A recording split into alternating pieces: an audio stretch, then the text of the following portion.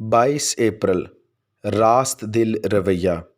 پیدائش کی کتاب اس کا 44واں باب 17ویں آیت سے 34ویں آیت تک۔ یوسف کے ذریعے خدا اپنے منصوبے کی تکمیل تک پہنچ چکا تھا۔ خدا یوسف کے بھائیوں کو کامل اطمینان اور سکون دینا چاہتا تھا، لیکن یہ بات اس وقت تک ناممکن تھی جب تک کہ وہ اپنے کیے ہوئے گناہوں کا اقرار نہ کر لیتے۔ خدا نے خوف و ہراس کی راہیں استعمال کر کے ان کے ضمیر کو توبہ کے انجام تک پہنچایا۔ یوسف کے بھائیوں کی آزمائش کی جا رہی تھی کہ کیا وہ بنیامین کو معاف کر سکتے ہیں۔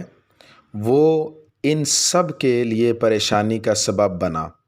اگر یوسف کے بھائی بنیامین کے ساتھ وہی سلوک کرتے جو انہوں نے کئی سال پہلے یوسف کے ساتھ کیا تھا تو وہ اسے اس کے حال پر چھوڑ سکتے تھے۔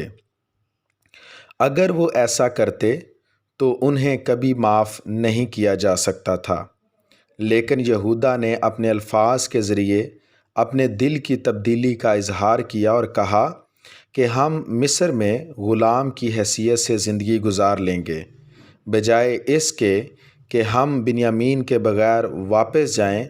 ہمارا باپ اس دکھ کو برداشت نہیں کر پائے گا، ہم اپنے باپ کو اس دکھ سے مرتے نہیں دیکھ سکتے۔ یوسف کے بھائیوں کے اندر بنیامین کو معاف کرنے والا جذبہ موجود تھا۔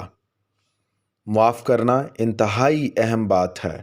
یسوع مسیح نے بھی اس کے متعلق تعلیم دی ہے کہ اگر تم آدمیوں کے قصور معاف نہ کرو گے تو تمہارا باپ بھی تمہارے قصور معاف نہ کرے گا۔ متی کی انجیل اس کا 6 باب اور 15ویں آیت۔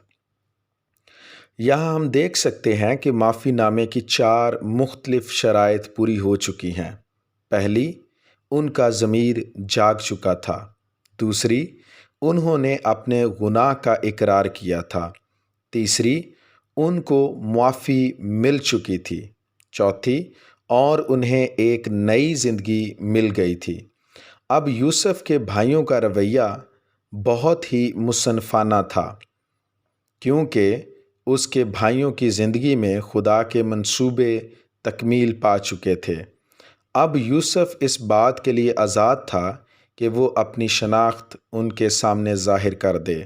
ہمیں بھی گناہ کے معاملے میں انتہائی حساس ہونا چاہیے۔ اپنے دل کی خوب حفاظت کر، کیونکہ زندگی کا سرچشمہ وہی ہے۔ امثال کی کتاب اس کا 4 باب اور 23ویں آیت۔